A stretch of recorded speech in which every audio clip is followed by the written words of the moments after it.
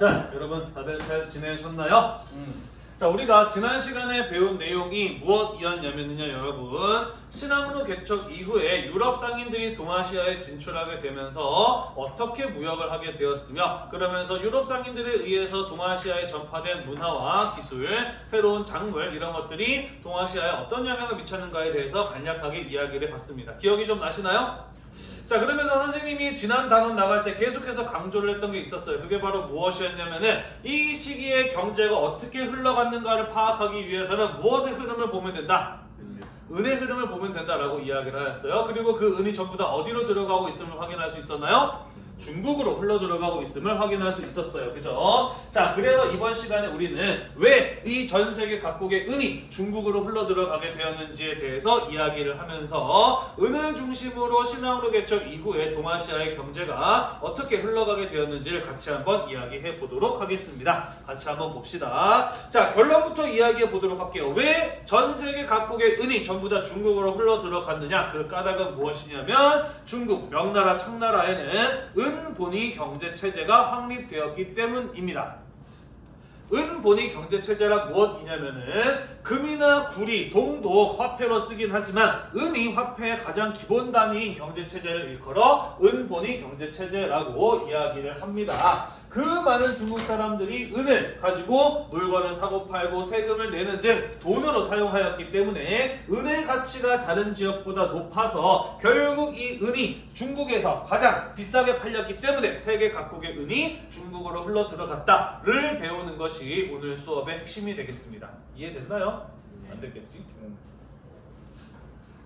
자, 구체적으로 어떻게 은본위 경제체제가 확립되었는지 그 과정을 함께 살펴보도록 하겠습니다. 자, 원나라 때 교초라고 하는 종이돈, 지폐를 만들었어요. 혹시 기억나나요? 동서교역이 활발하게 일어나게 되면서 금이나 은, 비단같이 무겁고 큰 것들을 이 비단기를 통해서 가지고 다니는 게 힘들었어요. 그래서 상인들은 좀 더 가볍고 부피가 적은 종이돈 같은 것들을 사용하게 되었다라고 이야기를 했었죠. 그죠? 자, 원나라에서 발행했던 이 교초라고 하는 종이돈이 종이임에도 불구하고 화폐로서의 가치를 갖는 까닭은 무엇이라고 이야기를 했냐면은 그렇죠. 금이나 은과 교환이 가능했기 때문이었어요. 그죠? 자, 그래서 원나라 시기에 몽골 제국 전역에서 활발하게 유통이 되었습니다. 그런데 원나라 말기로 가게 되면서 나라의 돈이 부족해지게 되다 보니 원나라는 교초를 남발하기 시작해요. 무슨 말이냐면은 가지고 있는 금이나 은보다 더 많은 양의 교초를 발행하였다라고 이야기를 했었어요. 대충 기억이 좀 나시나요? 자, 그래서 이 교초라고 하는 종이돈, 금, 은과 교환이 불가능해지는 순간 뭐에 불과하다라고 이야기를 했나요? 그죠? 휴지 조각에 불과하다라고 이야기를 했어요. 그죠? 자, 그러면서 교초를 가지고 있었던 사람들이 경제적으로 몰락하고 몽골 제국에 크나큰 경제적인 혼란이 오게 되면서 원나라가 멸망하게 되는 한 원인으로 작용하였다라는 이런 이야기를 했습니다. 그죠? 자, 그렇게 이 교초라고 하는 것이 남발로 인해서 휴지 조각이 되어버리게 됨에 따라 사람들은 교초 같은 종이돈이 아니라 은과 같이 실질적인 가치를 갖는 것들을 가지고 화폐로 사용하고 또 재산을 축적하고 싶어 했다라는 것이죠. 자, 그러면서 많은 사람들이 이제는 종이돈이 아니라 은을 필요로 하게 되면서 상대적으로 은의 가치는 급격하게 올라가게 되었다라는 것이에요. 자, 그래서 은이 너무 비싸지고 은의 가격이 비싸지고 은이 부족해지는 이런 현상 같은 것들이 명나라 때까지 이어지게 돼요. 자, 그래서 명나라 때에도 몇 차례 종이돈을 만들어서 사용하려고 하려는 정부 차원에서의 시도가 있었습니다만은 이미 원나라 때 종이돈을 썼다가 망해본 경험을 가지고 있는 사람들 지폐를 많이 쓸까 쓰지 않았을까? 안 썼겠죠. 그죠? 사람들은 지폐에 대한 불신을 가지고 있었기 때문에 지폐를 사용하려고 하는 명나라 정부의 노력에도 불구하고 명나라 중기 이후에 점점 시간이 지나면 지날수록 사람들 사이에서는 은을 화폐로 사용하는 일이 더욱더 확대되었다라는 것이에요. 여기까지 이해가 되나요? 네, 지폐에 대한 불신으로 은 사용이 확대되기 시작하였다. 자, 그리고 우리가 뒤에서 이야기하겠습니다만은 명나라 그리고 청나라대를 거치면서 강남 지역을 중심으로 상공업이 크게 발달을 하게 되거든요. 자, 그러면서 강남 지역을 중심으로 물건을 사고 팔 일이 많아지게 되다 보니 화폐인 은의 사용량 역시 늘어나게 되었다라는 것이에요. 여기까지도 이해가 되시죠? 그죠?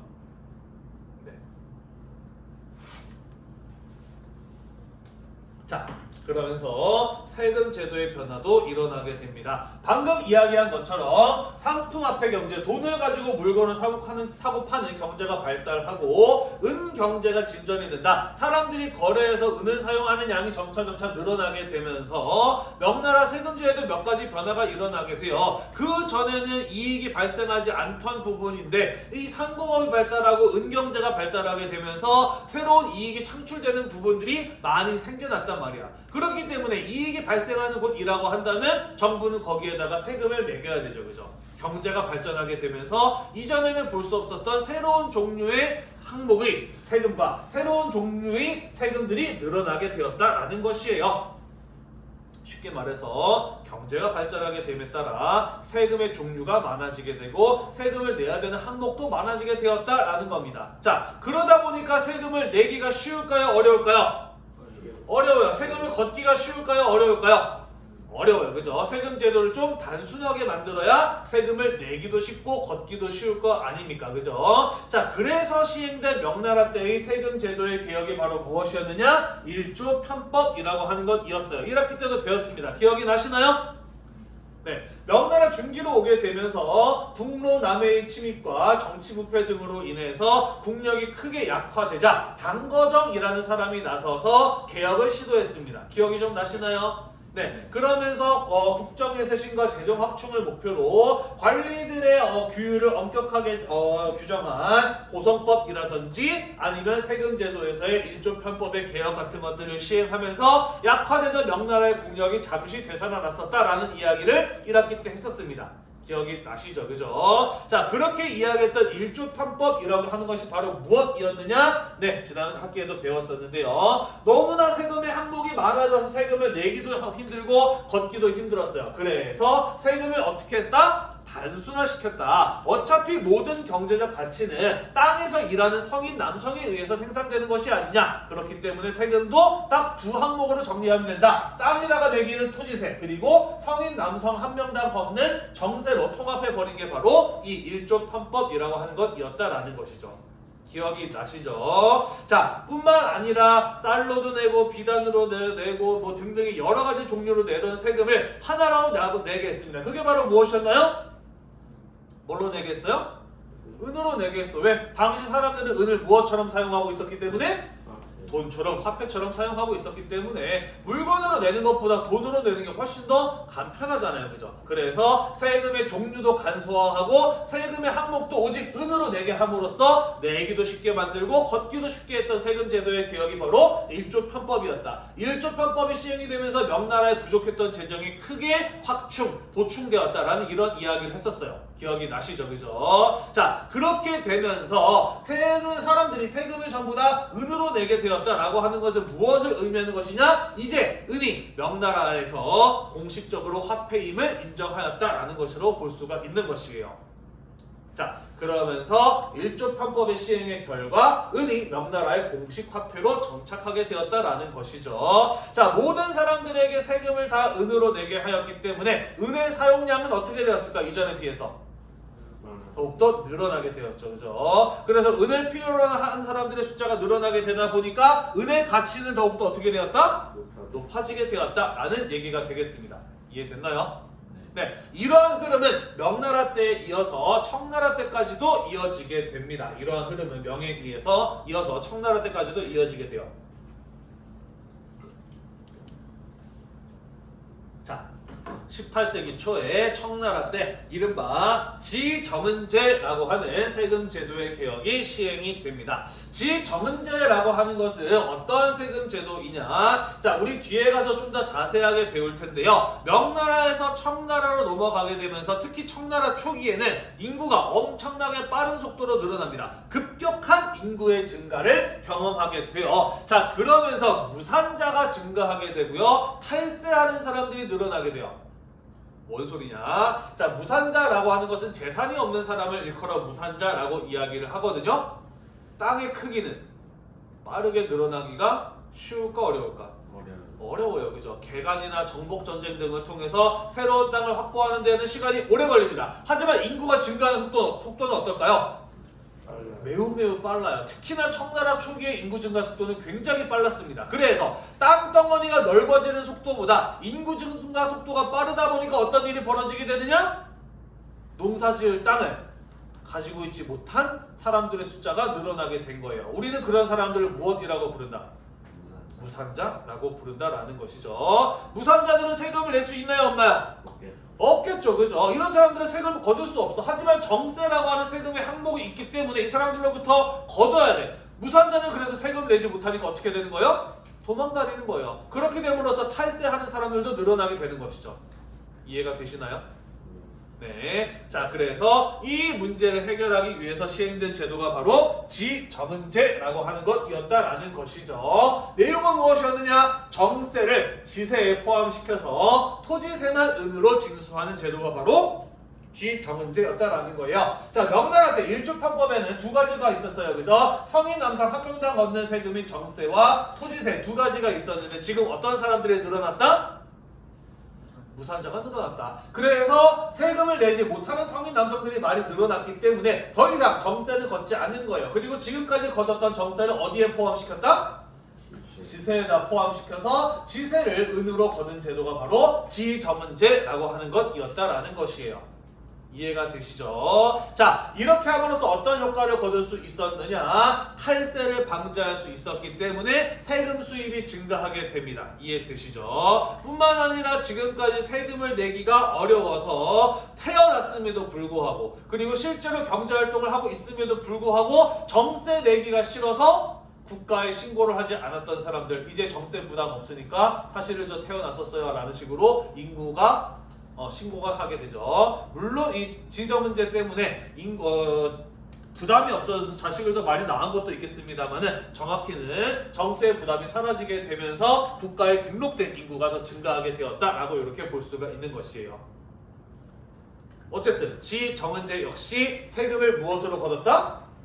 은으로 거뒀다라는 겁니다. 자, 그래서 명나라 때에 이어서 청나라 때에도 여전히 세금을 은으로 걷게 되었다라는 것이었어요. 그죠? 자, 그러면서 이러한 역사가 진행되면 진행될수록 이러한 세금 제도가 실시되는 시간이 지나면 지날수록 점차 중국 내의 은의 사용량은 어떻게 되었다? 늘어나게 되었고, 그러면서 은을 필요로 하는 사람, 은의 수요 역시 늘어나게 되었고, 은의 가치 역시 어떻게 되었다? 높아지게 되었다, 비싸지게 되었다 라는 것이 바로 은본위 경제체제가 확립되어가는 과정과 결과였던 것이에요. 정리가 좀 됐나요?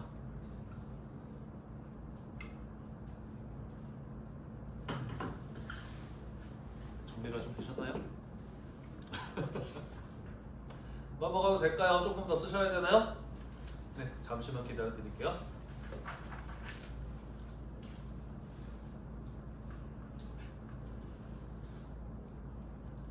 네, 넘어가겠습니다.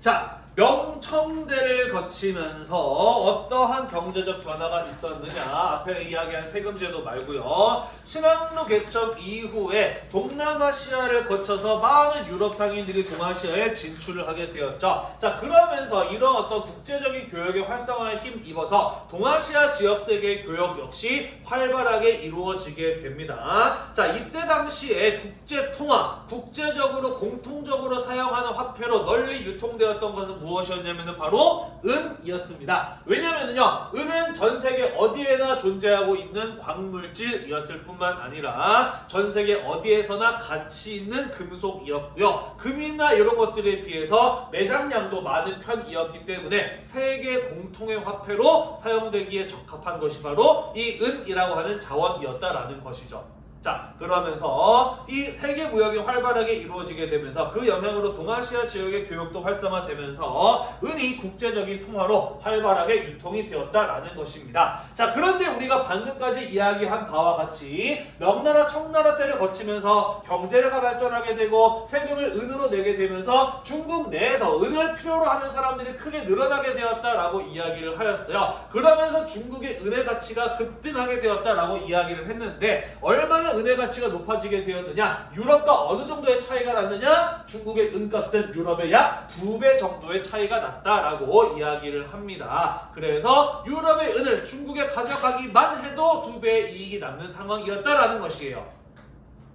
예를 들어볼게요. 자, 중국에서는 금과 은의 교환 비율이 1대 6이었습니다. 다시 말해서 은 6상자를 가져가면 금 한 상자랑 교환이 가능했다라는 것이에요. 자, 그런데 유럽에서는 금과 은의 교환 비율이 어떻게 되었느냐? 1대 12였어. 은을 12박스를 가져가야 금 한 박스를 구할 수 있었다라는 것이죠. 반대로 말하면 이 유럽 사람들이 은 12박스를 중국으로 가져가면 금 몇 박스랑 교환이 가능했다? 2박스랑 교환이 가능했다라는 거예요. 그죠? 은을 중국으로 가져가기만 해도 무조건 2배의 이익이 남는다라는 것이에요. 그런데 중국 같은 경우에는 비단이라든지 도자기와 같이 전 세계로 많이 팔리는 수출품도 많은 나라예요. 그렇기 때문에 세계 각지에서 은을 가지고 있는 사람이라고 한다면 그 은을 가장 가치 있게 사용할 수 있는 곳, 가장 비싸게 팔아먹을 수 있는 곳, 은을 팔아서 가장 많은 이익을 남길 수 있는 곳이 어디였다? 그게 바로 중국이었다라는 것이에요. 그래서 우리가 지난 시간에 살펴보았던 것처럼 일본에서 생산된 은, 아메리카에서 생산된 은, 세계 각지에서 생산된 은이 결국 마지막으로 도착하는 곳은 결국 어디였다? 중국이었다라는 거예요. 그래서 사람들은 당시 중국을 무엇이라고 부르고 있었느냐? 은의 무덤이라고도 불렀다라는 것이죠. 무슨 뜻이겠어요? 은의 무덤? 은이 묻혀있는 사람이 결국 어디로 가요? 마지막에 가는 곳? 무덤으로 가자는 거지. 그리고 무덤에 들어간 사람이 밖으로 나오는 거 본 적 있나요? 없죠, 그죠? 은이 결국 마지막으로 중국에 들어가더라. 중국으로 들어간 은은 나오지를 않더라 라고 해서 중국을 은의 무덤이라고 불렀다라는 것이에요. 됐나요? 이해되셨죠? 그죠? 자, 그래서 은이 중국으로 흘러들어가게 되었구나 라고 하는 것을 우리는 파악할 수가 있었다라는 것이 되겠습니다.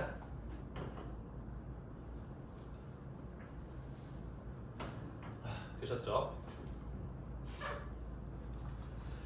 자, 그러면 당시 중국에서 화폐로 사용되는 은은 어떠한 형태로 유통이 되고 있었느냐? 은괴, 은덩어리 형태로 유통이 되었어요. 형태는 뭐 다양했습니다만은 당시 가장 많이 일반적으로 사용하는 은덩어리의 모습은 어떤 것이었냐면은 마제은이라고 하는 형태의 덩어리였어요. 은을 녹인 다음에 이 은을 만든 곳에서 위에서 몇 가지 정보를 적은 도장을 위에서 꾹 눌러 찍는 거야. 그래서 안쪽으로 움푹 파인 모양의 은 덩어리를 사용을 하였습니다. 요거를 가지고 말 발굽처럼 생긴 은이다 라고 해서 말 맞자에 발굽 제자를 써서 마제은이라고 불러요.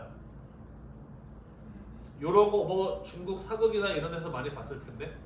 네, 이렇게 생긴 은덩어리를 가지고 마제은이라고 부릅니다. 자, 다만 이 마제은의 경우에는요, 규격이 통일되어 있지 않았어. 정부에서 만든 것이 아니라 은을 사용하는 사람들이 각각 자기들이 알아서 만들어서 사용하던 것의 형태입니다. 그러다 보니까 만든 사람에 따라서 크기도 제각각이고 그 안에 들어있는 순수한 상태의 은의 함량도 제각각이었어. 그래서 물건을 거래할 때마다 부피와 순도를 계산한 뒤에 거래를 해야 되다 보니까 거래하기가 편했다, 불편했다? 불편했다라는 것이죠. 자, 하지만 서양에서는요, 이렇게 은 코인의 형태로 일정한 규격과 순도를 맞춰가지고 은화, 은동전이죠. 은 코인을 만들어서 사용을 하고 있었거든요. 그러다 보니까 계산하고 거래하기가 어때요? 편리해요. 16세기 이후에 서양과의 거래를 통해서 규격화된 부피와 순도가 동일하게 만들어진 은화가 들어오게 되면서 사용이 편리하다 보니 중국 내에서 널리 유통이 되었다라는 얘기가 되겠네요. 대충 이해가 되셨나요? 네, 별로 어려울 것 없죠, 그죠? 알아들을 의지만 있다라고 한다면 충분히 알아듣고 이해할 수 있는 내용이었을 것이라고 생각을 합니다. 되셨나요? 넘어가도 될까요? 네. 자, 다음으로 조선에서의 은유통에 대해서 이야기를 하고 이번 시간에 배울 내용을 마무리 지어보도록 하겠습니다. 내용이 빠른가? 아니지, 그지? 전혀 빠르지 않고 충분히 이해할 만하죠, 그죠? 네, 차근차근히 다 진행이 되고 있죠, 그죠? 자, 은유통의 확대가 조선으로 가보도록 하겠습니다. 자, 조선은 은유통이 활발하지 않았어요. 은광 개발도 적극적으로 하지 않았습니다. 왜냐면 뒤에 가서 다시 한번 이야기하겠습니다만은 중국이나 일본에 비해서 사실 조선의 경우에는요, 상품화폐 경제의 발달이 약했어. 왜 약했는지 이유는 뭐 여러 가지가 있습니다. 농업 중심의 경제 구조가 크게 변하지 않았고요. 상업이 발달하려면 돈을 많이 쓸 수 있는 부자인 양반들이 모여 살아서 시장이 형성되어야 되는데 양반들이 주로 농촌에 거주하다 보니까 사실 이런 상품화폐 경제의 발달이 미약했어요. 다시 말해서 조선은 오랫동안 자급자족적인 경제가 유지되다 보니까 돈을 가지고 물건을 사고 팔 일이 많았다 많지 않았다? 많지 않았다라는 거예요. 물건을 사고 팔 일이 아니라면 쓸 일이 많을까? 아니요. 먹지도 못하고 입지도 못해요. 그죠? 자, 그래서 조선시대 때 사람들의 경우에는 간혹 가다가 물건을 사고 팔 일이 있으면 어떤 것들을 가지고 물건을 사고 팔았느냐? 쌀이나 면포 같은 것들을 가지고 물건을 사고 팔았어요. 물건을 사고 팔 일이 없어도 먹거나 입을 수 있잖아. 그지? 우리는 이러한 것을 가지고 생산물 화폐라고 이야기를 합니다. 자, 이렇게 은은 조선에서는 쓸 일이 많았다 많지 않았다? 많지 않았어. 그런데 당시 명나라는 무엇을 화폐로 쓰고 있었어요? 은을 화폐로 쓰고 있었어. 그래서 조선에다가 은을 조공으로 곡물로 바쳐라 라고 요구를 했다라는 것이죠. 조선 입장에서는 요거 굉장히 부담스러웠어. 우리가 쓸 일도 없는 은을 굳이 명나라에게 조공으로 바치기 위해서 캐내고 만들어야 돼? 너무 부담스러웠던 거죠. 자, 그래서 심지어 어느 정도였냐면요, 명나라가 조공으로 은을 바쳐라 라고 이야기를 하니까 조선에서는 우리나라에서는 은이 생산되지 않습니다 라고 뻥을 쳐요. 그러면서 명나라 쪽에서 또 뭐라고 이야기를 하느냐? 야, 니네 고려시대까지만 하더라도 은 생산되는 거 알고 있어. 왜 거짓말을 해? 라고 이야기를 합니다. 그래서 조선에서 다시 한번 진짜로 우리 은 안 나거든요 라고 이렇게 이야기를 해요. 그래서 명나라 쪽에서 그래? 그럼 우리가 한번 조사하러 간다. 니네 진짜로 은 나오면 다 우리 거다 라고 이렇게 이야기를 합니다. 그러자 조선은 명나라에서 조사를 나올 것이 우려되어 기존에 개발되고 사용되고 있었던 은광도 전부 다 묻어버려요. 그럴 정도로 은 사용량이 적었고 은광 개발이 적극적이지 않았던 나라가 바로 조선이라는 나라였다라는 것이죠. 이해됐나요? 자, 그러다가요 16세기 초 임진왜란 직전쯤에는요 함경도 지역의 단천 지역의 은광이 개발이 됩니다. 왜냐면은요 어찌되었든 조선의 양반들도 은을 필요로 해요. 여성들의 장신구라든지 조상님들에게 제사 지낼 그릇이라든지 수저라든지 이런 것들이 필요한 사람들이 있었거든요. 하지만 이 조선이 은이 필요했던 좀 더 본질적인 이유는 무엇이냐면 명나라에서 물건 사오고 싶은데 명나라에서는 뭘 돈으로 쓰니까? 은을 돈으로 쓰니까 명나라 물건 살려면은 은이 필요했던 겁니다. 그래서 은광 개발 같은 것들이 이루어지게 되면서 점차 조선 내에서 은 생산량이 증가하는 모습이 보이게 된다라는 것이죠. 하지만 방금 이야기한 것처럼 조선에서 은을 만들어내게 되었던 것은 국내에서 사용하기 위함이 아니라 뭐 하기 위함이다? 중국 물건 사오기 위해서였다라고 이야기를 했잖아요. 그죠? 자, 그래서 생산된 은들 전부 다 뭐 하는 데 쓰였다? 명나라 물건 사오는데 쓰였다라는 거예요. 그러면서 계속해서 조선 내 은이 부족해지는 현상이 이어졌다라는 것이죠. 자, 그래서 명나라 물건 사와야 되는데 명나라 물건 사오려고 은을 만들었는데 은을 만들자마자 명나라로 빠져나가니까 은이 계속 부족해요. 그래서 어떻게 해요? 다른 나라에서 사오게 됩니다. 자, 동아시아 지역 국가들 가운데 은 생산이 가장 활발했던 나라 어디였다라고 이야기를 했나요? 조하영 학생? 은 생산이 활발했던 나라 어디였다라고 이야기를 했었나요? 일본이었다라고 이야기를 했죠. 그죠? 자, 그래서 중국과의 무역에 필요한 은을 누구와의 무역을 통해서? 일본과의 무역을 통해서 확보하는 모습이 나타났다라는 것입니다. 하지만 그 역시 다 고스란히 어디로 빠져나갔다? 명나라로 빠져나갔다. 명나라 물건을 수입하기 위한 목적이었기 때문이다 라는 것이었어요. 자, 이러한 흐름은 임진왜란 이후 조선 후기까지도 이어지게 됩니다. 자, 임진왜란 이후에 명나라 알다시피 사실 명나라는 임진왜란 때 조선을 도와줄 만한 상황이었나요? 아니었나요? 아니었어요. 그죠? 하지만 조선을 도와줬어요. 무리해서 도와줬죠. 그죠? 자, 그러다 보니까 명나라는 과도한 군사비 지출로 인해서 경제적인 어려움을 겪게 되었다라는 거 1학기 때 배웠습니다. 기억이 나시나요? 네. 잠깐만요. 네. 여기 페이지까지만 할 거예요, 여러분. 무역 수업을 한 10분 정도 일찍 끝내줄 거니까 힘들고 피곤하더라도 조금만 더 화이팅 하도록 합시다. 졸지 마시고요. 정신 좀 차려보도록 합시다. 10분만 더 힘내도록 합시다. 자, 아무튼 그래서 명나라는 임진왜란때 조선 도와주는 바람에 은이 부족해지게 되고 은 가격이 지나치게 높아지는 이런 문제를 겪게 됩니다. 그래서 조선에다가 다시 한번 조공으로 공물로 은을 바칠 것을 요구하게 되어 이번에도 조선이 이러한 명나라의 요구를 거부할 수 있었을까 없었을까? 없어. 왜? 이번에는 어떤 걸 받았기 때문에?